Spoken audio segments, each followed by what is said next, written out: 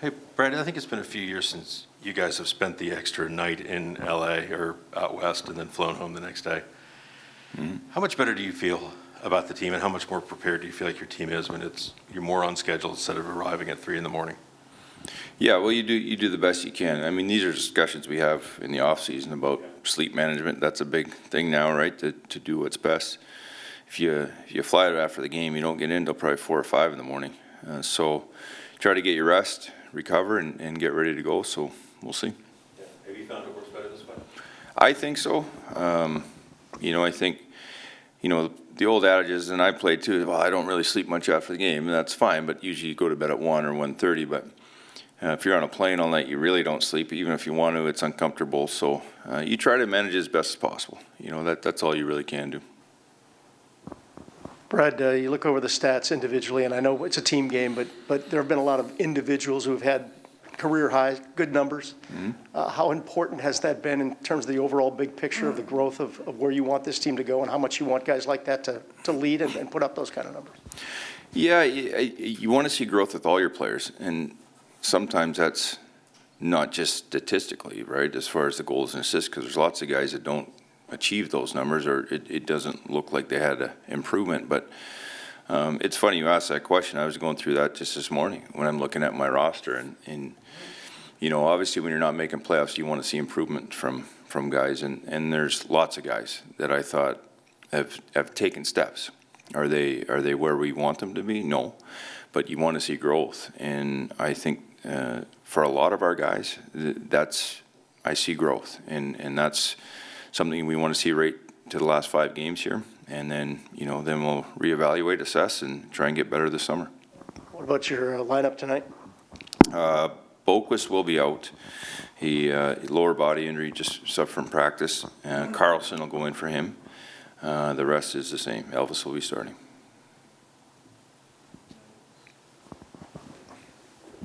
Go ahead. Just on Danforth, I mean, you've had a whole year now, with most of the year, I guess I should say, with him being up here to kind of evaluate him, see what he's about. How much more do you think is there, like, going forward? When he comes back next year, he'll know more about this whole thing. But I mean, how much more do you think that is there a possibility that he could, earn a role that's even more important, not important, but offensive or whatever? Well, I'll say this: where he shakes out as far as role or top 6 or bottom 6 or however you want to do it, I can tell you what he's done for himself and for us as an organization. He has gone the long road all the way through to this year, and coming in, he got sent down. We've talked about that, and switched positions when he went down and came back, earned himself an opportunity again here, and seized the moment. But it didn't happen by fluke. He prepared himself. And, the one thing I'll take from our ex, he was so disappointed to go down. His self-assessment was great. He knew he didn't have his best camp. I think he was nervous. Even as a 28-year-old, I think that's normal. And he had to switch positions, from center to wing. I told him, I said, I see you as a winger. But I said, to see you every day would help. But you got to be better. He went down. He did that. He came back.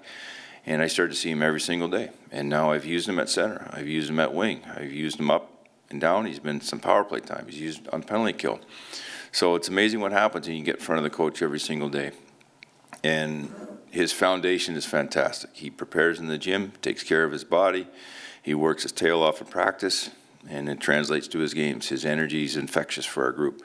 And I think for next year, you're going to see a guy he should be more confident in himself, and he's a guy who belongs here on our team. And where that shakes out, I don't know. But I know he's versatile. I know I can move him up and down my lineup. I know I can use him on special teams. And that's a really good thing for a player to know. And he's earned every single thing he's got from me. Nothing was given to him. So I think he's a guy who's going to put the work in the summer. He should be excited, and we'll see where it shakes out. Brad, with the passing of Guy Lafleur this morning, another legend, did you know him at all, have any interaction throughout your career with him? I did not, no. I mean, you just hear all the stories. He was a little bit out of my time frame. It's funny, we're talking about how we used to watch hockey games. You know, I grew up on a small farm in Armstrong, British Columbia, and we had the old rabbit ears, right? The antennas, and picked up a couple games, or a couple channels, I should say. Hockey Night Canada was a big deal, you know, with Dick Irvin and all that. So I didn't see a lot of Guy Lafleur. More stories, I heard them all from my father. He was a Boston fan, so they played Boston-Montreal. It was a huge rivalry, and you know, back in the Bobby Orr era, different things. So I didn't get to see him much, just highlights. But I mean, you look at that man's career, the winning, and how he did it so elegantly.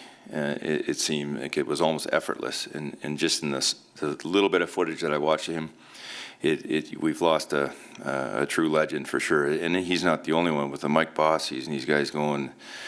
We're talking about Mike Bossy, and it's a shame these kids don't know.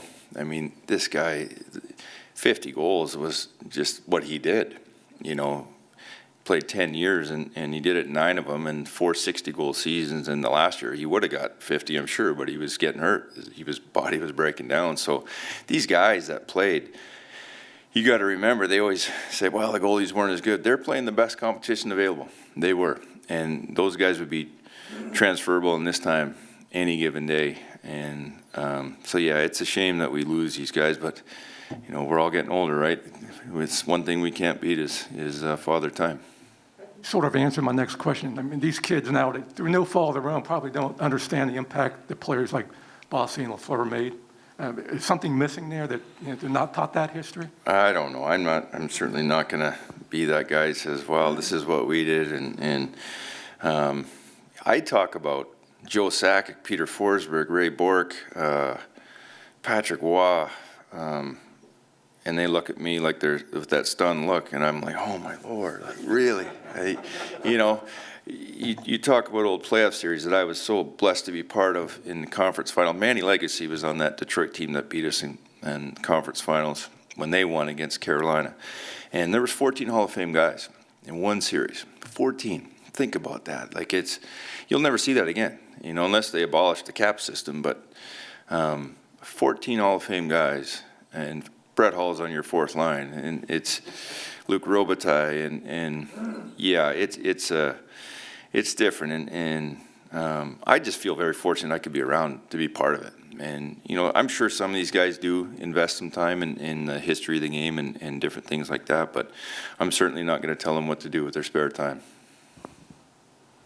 Thanks, Lars. Keep that going.